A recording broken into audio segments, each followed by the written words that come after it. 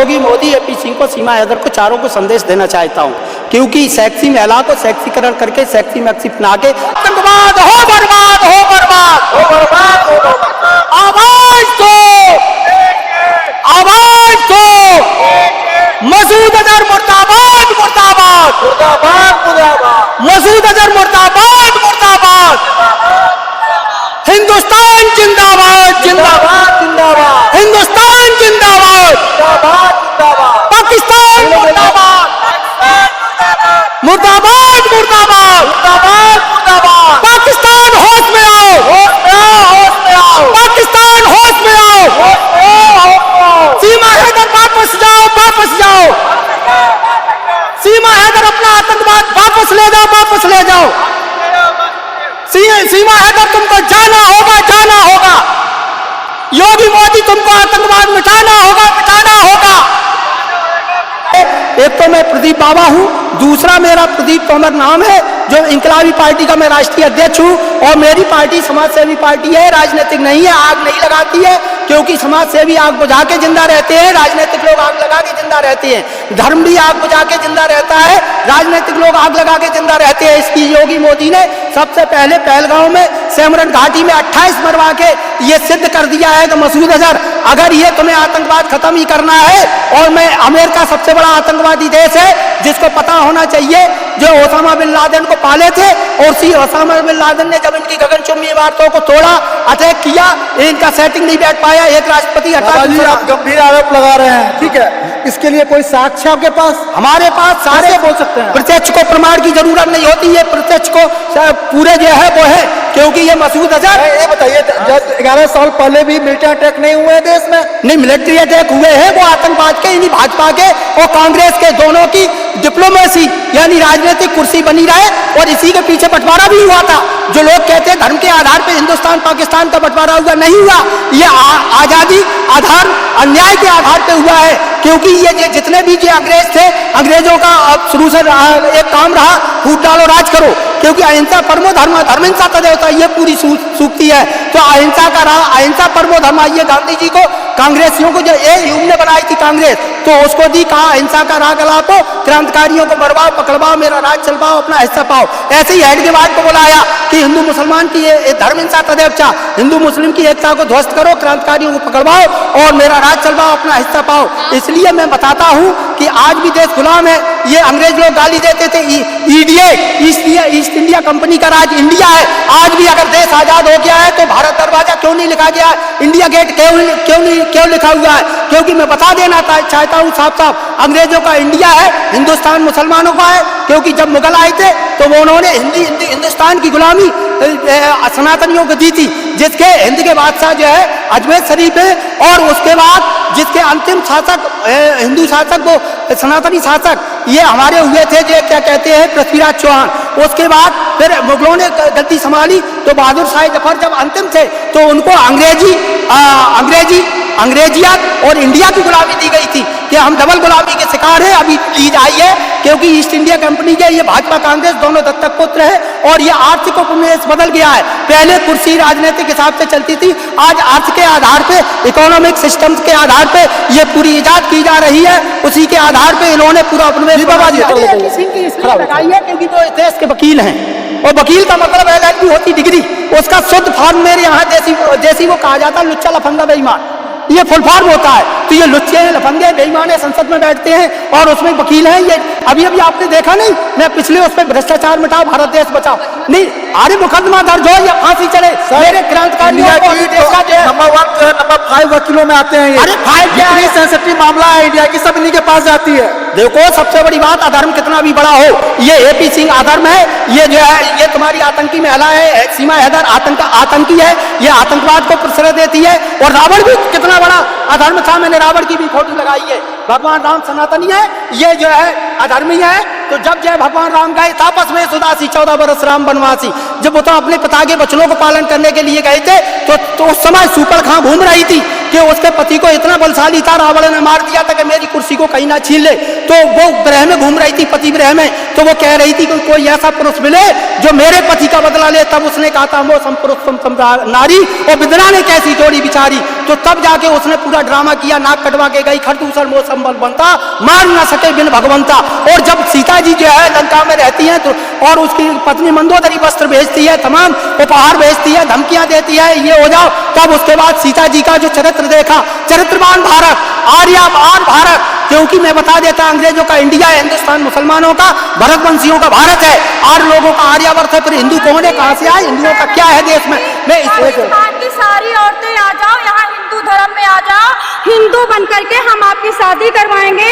मतलब पाकिस्तानी मुस्लिम महिला को हिंदू बनने के लिए इनवाइट डेली करते हैं, तो इनका फोटो आपने किस मतलब क्या इनके क्या करेंगे आप, इनको कैसे, इनका मतलब क्या हिसाब किताब किस लिए लगाया है? भाई मैं योगी मोदी, एपी सिंह को, सीमा हैदर को, चारों को संदेश देना चाहता हूँ, क्योंकि सेक्सी महिला को सेक्सीकरण करके सेक्सी मैक्सी बना के आप, अरे पहले पूरी बात होने दो। अरे यहाँ भारत में बहन बना के तो भारिया बनती है। अरे मैंने एक लेख दिया था आर्टिकल, ये एक पत्रकार की जंग चल रही है आज से नहीं, और बहुत लंबे समय से पत्रकार एक देश का प्रहरी होता है। मैं भी पत्रकार था, 4 पेपरों का चीफ ब्यूरो रहा। जब मैंने देखा इन पेपरों से काम चलने वाला नहीं है, तो मैं धर्म युद्ध के लिए निकल पड़ा और उनको ललकारा। अरे एक महिला ने लेख दिया था भास्कर में, मेरे यहाँ से पेपर भास्कर निकलता है, उसमें कहा था भैया ई संज्ञा बने हुए हैं, हिंदुस्तान की क्या पहचान है, भैया ई संज्ञा बन जाए तब हिंदुस्तान की वो पहचान है। और लुच्चे लफंगे बेईमान ये वकील है, मैं साफ साफ कहता हूँ ये अधर्मी है। अभी तो उनको नागरिकता के लिए नहीं रखा है, पत्र दे रखा है इनको नागरिकता। अरे नागरिकता क्यों मिलेगी, आतंकवादी को एक जगह पर मिलेगी। सुनो एपी सिंह, अरे एपी सिंह देशद्रोही है।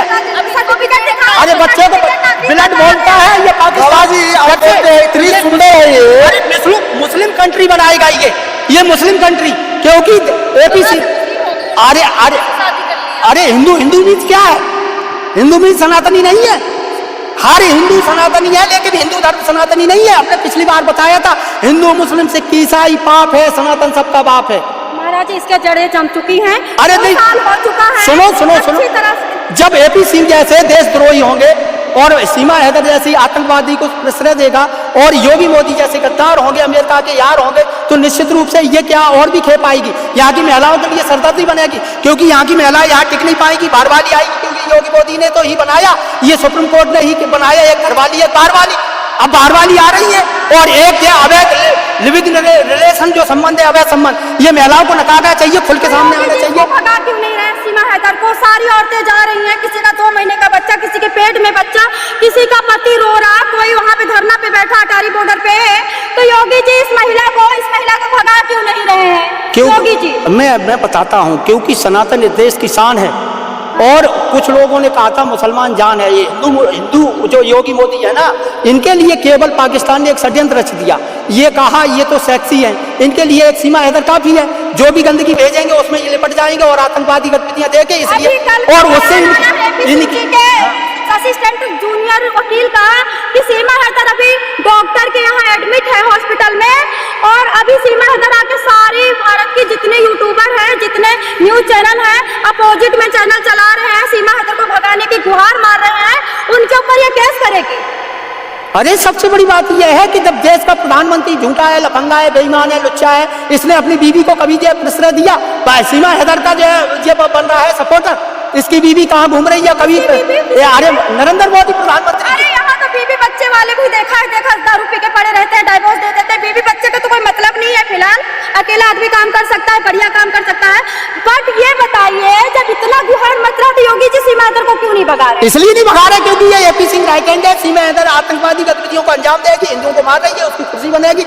यूपी में यार यूपी बिहार बंगाल ये फतेह करेगी। अरे सबूत है, ये 41 सैनिक मरे थे तब जो है ये चुनाव जीता, ये प्रत्यक्ष को प्रमाण की जरूरत नहीं होती, फिर मुसलमान क्यों नहीं मरता? अरे ये बिना वीजा से फिर भी क्यों रखी जा रही सीमा हैदर आतंकवादी, क्योंकि वीजा से इसलिए नहीं आ सकती थी क्योंकि पुलिस हमारी जांच करती, हमारा जवान जांच करता, ये फंसती। इसलिए आतंकवादी गतिविधि गैर कानूनी तरीके से भगाया और ये योगी मोदी की बनकर रहेगी और इनको जो है इसी तरीके से आतंकवादी विस्फोट कराती रहेगी। जैसे मैं बता देता हूँ, इन्होंने लिखते उग्रवादी बुलाए थे, किसने? कांग्रेस ने। और अंततोगत्वा क्या हुआ था? इंदिरा गांधी ने शांति सेना भेजी थी लंका पे, लिखते उग्रवादी आए और उसकी महिला ने पूरा का पूरा उनको राजीव गांधी को किस तरीके से दुर्दशा से उड़ाया था, पूरा हाल लेके आई। वही है इनकी बारी है। मैं वही बताने आया हूँ कि अगर हम लोग मर रहे हैं, हम लोग मरेंगे, लेकिन योगी मोदी तुम भी नहीं बचोगे, क्योंकि ये सीमा हैदर आतंकवादी ने एक दिन तुम्हारा भी वध कर देगी, एपी सिंह तुमको भी मार देगी और सीमा हैदर भी मर जाएगी। क्योंकि हैदर के घर में कल चोर घुसे थे, थप्पड़ मार के सीमा हैदर को आए, जबकि एपी सिंह बोल रहा था सीमा हैदर एडमिट है, 10 दिन से इनको कोरोना हुआ है। और इनके घर में कल रात में चोर घुसे हैं, अमर उजाला पे वीडियो पड़ी है कल रात की। इनको 5-7 थप्पड़ मार के सीमा हैदर को चोर आया, गुजरात का चोर है। इसके बारे में क्या खेल खेल ये तो सीधे, अरे सीधी सी बात, जैसा राजा होता वैसी प्रजा होती। घर में चोर कैसे आ सकते अरे हैं? मैं कह रहा हूँ जैसा राजा होता वैसी चोर होता है। ये सब ड्रामा है। प्रधानमंत्री भी चोर है और चोरों का सरदार है बादशाह। गेट पे पुलिस लगी है, तो ये भी चोर नहीं है, ये भी ये तो वो कहीं को चोर नहीं है। इनकी पूरी ड्रामे योजनाबद्ध तरीके से ये ड्रामा खेला जा रहा है। इन्हीं के लोग कोरोना, दुनिया को कोरोना नहीं हो रहा, ऐसे कोरोना हो गया। बाबा जी, आज हमारी सेनाएं, हम कुछ समय पहले तक हमारी सेनाएं जब कश्मीर में हुआ करती थी तो वहां चलने में पत्थरों से मार मार के लहू लुहान करके जाता था, और आज उनकी नसरें नहीं बंद करती है, पत्थर चला के सोच नहीं पाए। इतना अंतर तो आया। मैं अंतर नहीं आया, स्पष्ट आतंकवादियों के लिए रास्ता इन्होंने बनाया। ये इसी को कहते हैं डिप्लोमेसी, यानी सामने क्या है पीछे क्या है। इन्होंने जो रास्ते बनाए आतंकवादी सही से आए, अंजाम दे के भाग जाए, क्योंकि उसमें पहले भूल भुलैया पड़ जाते थे और ये भाग नहीं पाते थे और हमारी सेना दबोच लेती थी। और अब क्या है, सीधे आओ सीधे जाओ।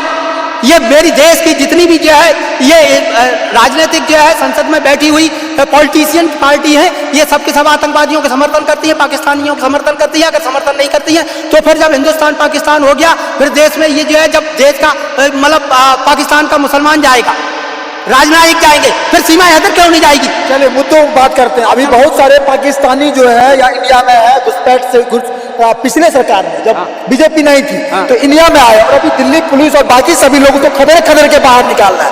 इसको आप कैसे देखते हैं? नहीं, ये तो अच्छा हो रहा है, लेकिन सीमा हैदर क्यों नहीं खदेड़ी जा रही? वो क्यों नहीं जाएगी? वो भी तो पाकिस्तान की है ना, वो यहाँ आतंकवाद फैलाएगी, फिर से 28 की जगह जो 28,000 मरवाएगी, बम ब्लास्ट करवाएगी।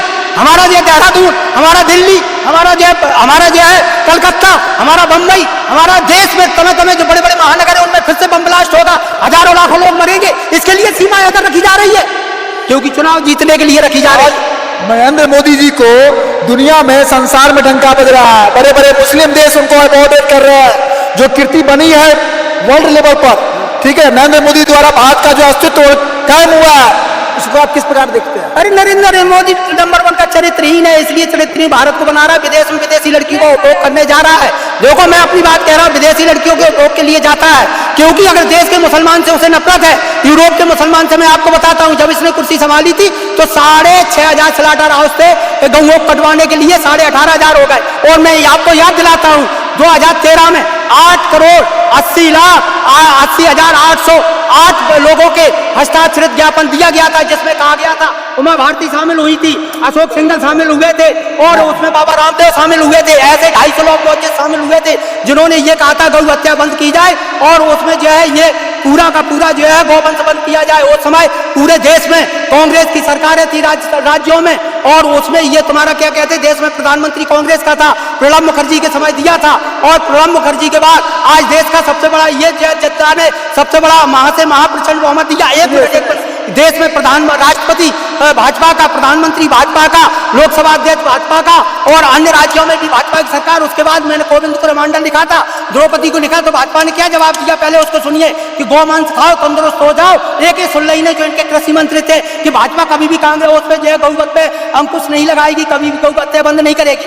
सुनिए, आज भारत की इतनी ताकत, सामर्थ्य और शक्ति हो चुकी है, जो पहलगाम अटैक के बाद भारत ने फूंक मारी है तो पाकिस्तान हिलना शुरू हो गया है। बड़े बड़े मंत्री और सेना के उनके जनरल जो है गद्दार आर्मी के, वो देश छोड़ चुके हैं। बताइए केवल किसके राज में था?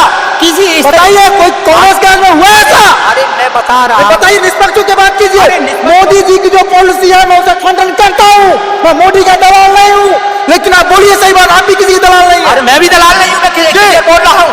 सबसे बड़ी बात ये है कि मोदी जी जो ये पूरा देश का ड्रामा दिखा रहे हैं, मैं मान लेता हूं, क्योंकि जब ये कहते हैं मैं पकड़ के घुस के मारूंगा, मसूद अजहर जब पकड़ जाता है, हमारी सेना जान की बाजी लगा के उसको पकड़ लेती है, उसके बाद मसूद अजहर को छोड़ा जाता है, 41 सैनिकों को मारते हैं, बार बार वो आतंकवादी गतिविधियों को अंजाम देता है। तो मैं केवल इतना कहना चाहता हूँ, आप कहते हो पावरफुल है, ये कुछ नहीं है, ये हिजड़े हैं, बौने हैं, चट्टी है, पेशाब है योगी मोदी। मैं बता देना चाहता हूँ, पाकिस्तान तो दूर रहा, तुम केवल मसूद अजहर को छू लो, पकड़ लो और उसको पकड़ के तुम केवल भारत की पार्टी एक मिनट, दाखिल क्यों नहीं किया, क्यों नहीं गई सुप्रीम कोर्ट? देश का सचमुच अदालत अरे मैं जा रहा हूँ, मुझे दो वकील मिल चुके हैं, मेरी याचिका चल रही है इसी बात पे। फिर आप एपी सिंह को ढूंढोगे आप? अरे एपी सिंह को क्या ढूंढेंगे? ये भी देशद्रोही है, देशद्रोही को मैं क्यों ढूंढूंगा? इसको सजा मौत फांसी का बंदा होगा। एपी सिंह को और सीमा हैदर को मैं गारंटी के साथ कहता हूँ, जो देशद्रोही है वो बख्शा नहीं जाएगा, क्योंकि मेरी सेना और मेरी जो जवान इतने कायर नहीं है, ये जाबाज है, और इनकी गद्दारियों को, नाकामियों को और आतंकवादियों को प्रश्रय देने का प्रमाण इकट्ठा करके उनको सजाए मौत फांसी का फंदा अवश्य देंगे और सूली पे चढ़ाएंगे। क्योंकि अगर इतना ही है तो अभी तक मसूद अजहर क्यों नहीं पकड़ा गया? पहले तुम पाकिस्तान तो दूर रहा, पाकिस्तान को तो तुम कुछ नहीं। मैं अमेरिका से भी कहता हूँ, मैं सोवियत संघ से कहता हूँ, जितने भी भारत के साथ देश खड़े हुए सब दबाव दें पाकिस्तान को, जो कहे मसूद अजहर हमें सौंपो, हमारे भारत से गया था, हमारी सेना को सौंपो, हमारी पुलिस को सौंपो, हमारी पुलिस उसे सजा देगी। चलिए हम क्यों नहीं आपने सारा भूत भविष्य बता दिया, मुझे एक चीज बता दीजिए आप इस समय किसके साथ हैं? पहलगाम अटैक के बाद आप किसके साथ हैं? भारत सरकार के साथ है, भारत के साथ है, या पाकिस्तान के गद्दारों के साथ? मैं पाकिस्तान के साथ क्यों होऊंगा? बताइए आप किन के साथ? देखो मैं अपनी जवान के ऑप्शन साथ, दिया। मैं किसान और जवान के साथ हूँ, क्योंकि किसान जवान इस देश के लिए किसान जो है अन्न पैदा करता है, जवान सुरक्षा पैदा करता हूँ। और मैं चंबल घाटी से बिलोंग करता हूँ, क्योंकि हमारे 70% लोग जो है वहाँ से सेना में सीमा की सुरक्षा करते हैं, हमारी महिलाएं विधवा हो रही है। इसलिए मैं साफ साफ कहता हूँ, मैं किसान और जवान के साथ हूँ, मैं किसी के साथ नहीं, मैं न्याय के साथ हूँ, अन्याय के साथ नहीं हूँ। मैं जो है उसके साथ, सत्य के साथ हूँ, मैं सनातन के साथ हूँ, मैं गद्दारों के साथ तो सालों का सर काट डालूंगा पाकिस्तान का। जिस दिन अगर आपने नाम ले दिया, मैं अगर साथ होता तो पाकिस्तान मुर्दाबाद मुर्दाबाद, पाकिस्तान कोई बात नहीं, आप शांत है, मैं सेना से विचारूं, चलते हैं दोनों आदमी बॉर्डर पर, चलते हैं, ठीक है, चलिए आगे बढ़ते हैं। मोदी नहीं करेंगे तो हम लोग आ गए, अरे हम लोग आ गए, हम लोग मर गए हैं, तो हम लोग मर गए हैं। सुनो ना एक बात, क्योंकि ये देश गांधी जी के रिबन काटने से आजाद नहीं होता ना, हेड के बार के नारा लगाने से। ये हजारों हजारों लाखों लाखों नागा संतों ने जब कुर्बानी दी थी, देश के लिए लड़ाई आजादी की लड़ी थी, हम ही लोगों ने, तब ये देश आजाद हुआ था। ऐसे आजाद नहीं हुआ। गद्दार जो बैठे ये हमारे यहाँ के वो जो है सिंधिया परिवार भाजपा में शामिल, आप कहती है गद्दार नहीं है, गद्दारों को शामिल कर रहे हैं और सबक देश की सेना और सिपाही जवाब देते हैं। तो ये जो है उसको जो है वो क्या कहते हैं, माधवराव सिंधिया का बेटा जी, किसको ही प्रधानमंत्री होना चाहिए? प्रधानमंत्री किसको होना चाहिए? बात सुनो, और ज्योतिरादित्य सिंधिया को ये शामिल करते हैं, उसी गद्दार को जिसने एक सदी पीछे आजादी पहुंचाई थी और झांसी की रानी को मरवाया था। ये आप भूल गए क्या? सुनिए, और सुनो, आपके लास्ट को क्वेश्चन दे दीजिए, मैं चले जाऊंगा। सुनिए, अभी भारत का कमांड किसके हाथ में दिया जाए? तो चाइना छोड़िए, दूर की बात है, पाकिस्तान को सबक जो है सख्त सबक सिखाया जाए, किसके हाथ में देना चाहिए? सेना के हाथ में, सेना को फुल पावर दिया। सेना तो फिर पाकिस्तान हो गया, फिर तो डेमोक्रेसी रही नहीं। नहीं, सेना को, सेना कैसे हो जाएगा? सेना ही रक्षा जो संविधान का मानते हैं, नहीं नेता कोई भी सही नहीं है। सेना है या पुलिस है, सुन लीजिए, उसको दिया गया है जो सुरक्षा करने का, ठीक है, सबकी अपनी अपनी भूमिका है। हाँ तो भूमिका में आप सेना शासन लाना चाहते हैं देश में? सुनो, संघ का शासन लाना चाहते हैं? अरे नहीं, सुनो, योगी मोदी का शासन बर्खास्त करो, राष्ट्रपति शासन लागू करो। द्रौपदी मुर्मू लड़ेगी, क्योंकि एक द्रौपदी ने महाभारत कराया था। ये द्रौपदी मुर्मू हिंदुस्तान पाकिस्तान करके पाकिस्तान पे विजय पाएगी, क्योंकि उसको तो मार रखा है पाकिस्तान। इस मोदी ने जो है राष्ट्रपति का भी पूरा का पूरा जो है, जो एक कुर्सी की गर्मा होना चाहिए, वो भी खतरे में डाल दी। उसको बार बार दबाया जा रहा है, महिलाएं जो है असुरक्षित है इस देश में, इसलिए द्रौपदी मुर्मू को पावर दिया जाए। राष्ट्रपति मेरे यहाँ का सर्वोसर्वा होता है, तीनों सेनाओं का मालिक। इसलिए आपको क्या लगता है राष्ट्रपति की पावर बैठी हुई है, लोगों को देश का सर्वोच्च सम्मान दे रही है, बड़े बड़े डेलीगेशन में शामिल हो रही है, उनके पास पावर सीज कर लिया गया है। जो एक राष्ट्रपति के अंदर आपको पता है जीवन मृत्यु तक का उसके पास अधिकार दिए गए हैं संविधान में। नहीं तो आप कह रहे हैं कि जो ये मोदी ने बनाई ना राष्ट्रपति मुर्मू, तो राष्ट्रपति को खुल के दो ना।